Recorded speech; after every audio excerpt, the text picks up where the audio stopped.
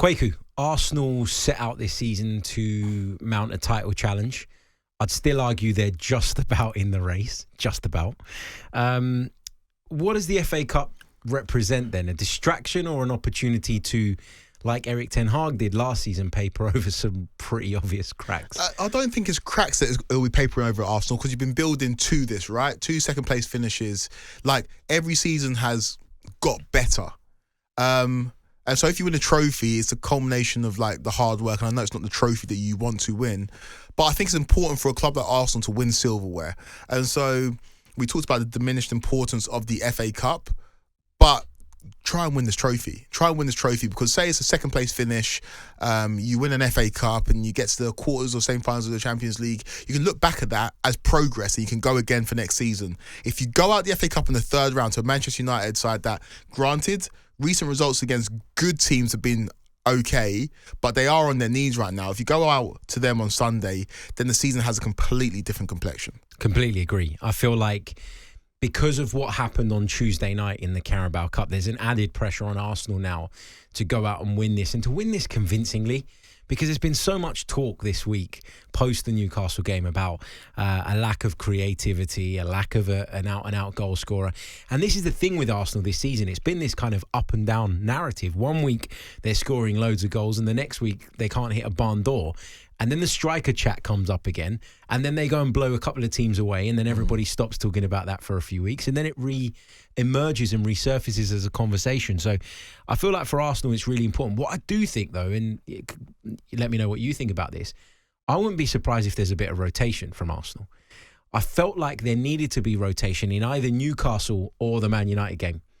And because he didn't do it against Newcastle, because some of those players essentially looked a little dead on their feet by the end of it, I think you're going to see a few changes. I'm not saying drastic ones, but I think you might see your Kiviors come in. I think you might see, if he's fit enough, maybe a Raheem Sterling start. I think you're going to see Arsenal shuffle the pack a little bit. Is that the right approach? I agree. I think there will be rotation just because of the game that comes on midweek. You take on Spurs, right? Yeah. Which is a huge game for you lot in terms of maintaining or trying to keep yourselves in this title race. And so I expect there to be rotation. The thing you just got to be cautious about is that you don't know what Manchester United you're going to get. And so I think Arsenal have more to lose in terms of, if you don't win this game, then there'll be so many questions asked. If Man United lose at the Emirates, we're expecting that. That's you're the bookies' favourites. But if Man United turn you over at your place in the FA Cup, which is your competition, fans will start to voice their displeasure.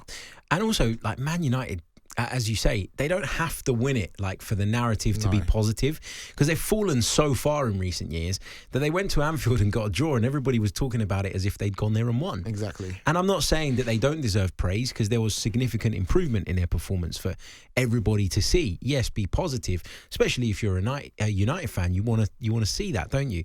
But the pressure is all on Arsenal. It's all on Arsenal going into this game. Are United a major threat?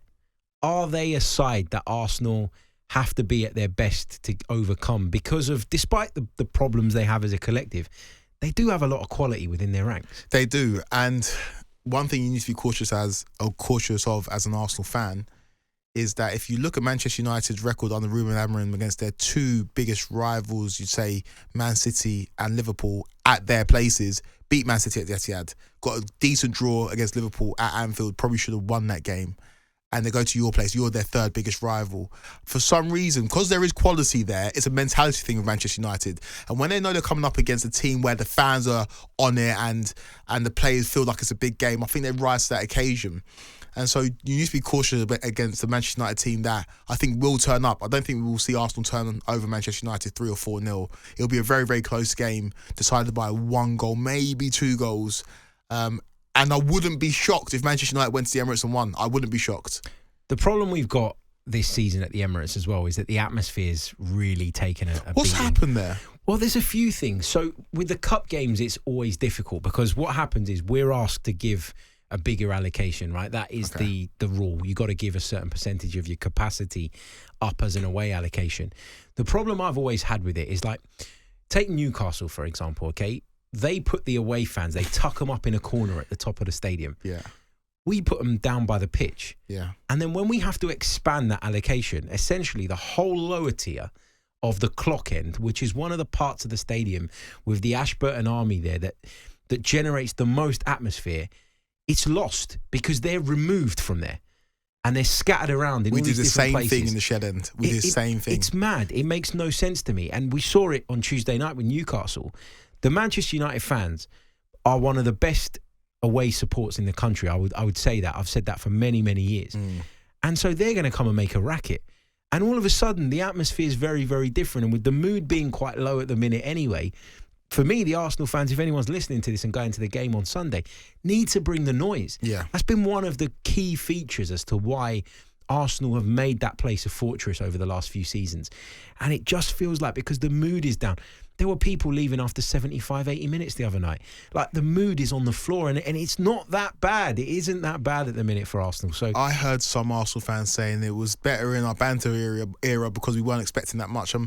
And Arsenal fans there needs to be some perspective, right? A lot of those fans who are saying that don't actually remember Arsenal being a top team. This is the best it's been for a long time. It's an Arsenal team that in every competition, they are one of the favourites to win it. It's just that, and I was talking to Luke Henry, who sometimes comes on the show, is a big Arsenal fan.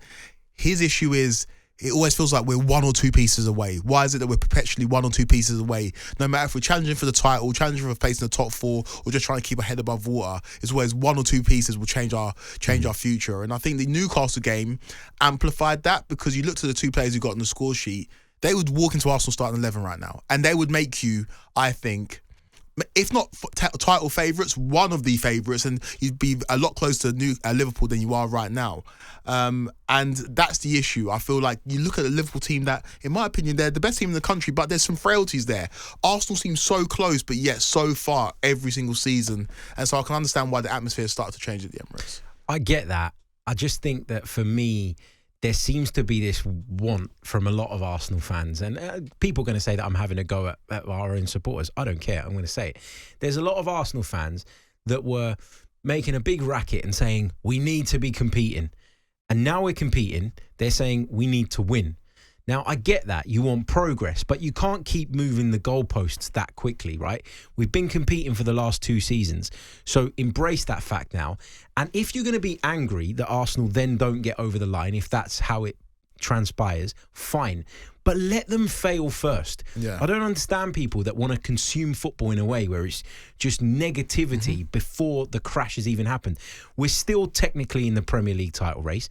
And looking at Liverpool, I don't think they're going to continue in this vein. I think they will have a dip. The question is, can Arsenal put together the consistency to capitalise on that? We're still in the League Cup, regardless of the fact that we've got a deficit to overturn. We're still in the FA Cup. And we're probably, in fact, I'm 98% sure we're going to qualify for the latter stages of the Champions League as one of the top 8 in the league phase. We're in all of those competitions still. Yeah. When we start going out of them, if we do go out of them, then by all means be outraged, be upset, be frustrated, voice your concerns. But why do people like to preempt failure? Where's the positive energy? That's the thing that really winds me up. I get that. And I agree. People consume football in such a negative way to the point where people's fan channels get more views when a team loses. And that's just the modern world of football that we live in right now.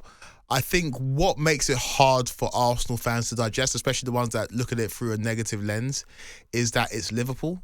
For the last 2 years, you've been ahead of them. Yeah. And it's not like they went and got anybody. But shouldn't that give you encouragement?